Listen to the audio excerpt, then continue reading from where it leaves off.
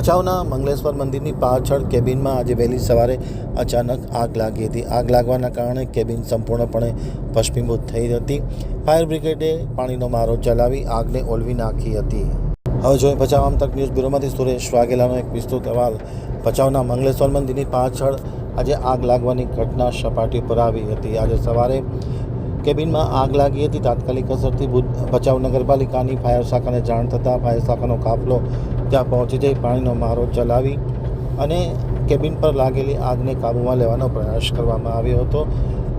1.5 કલાક બાદ આગ પર કાબૂ મેળવવામાં આવ્યો હતો, જેમાં ટીમ લીડર તરીકે પ્રવીણ દાપડા, કુલદીપભાઈ, શક્તિસિંહ વગેરેની ટીમ રોકાઈ હતી અને અસરકારક કામગીરી કરી આગને ઓલવી નાખવામાં આવી હતી. કયા કારણોસર આગ લાગી છે તેનું કારણ જાણવા મળ્યું નથી અને કેબિનમાં કેટલું નુકસાન થયું છે તે પણ જાણવા મળ્યું નથી.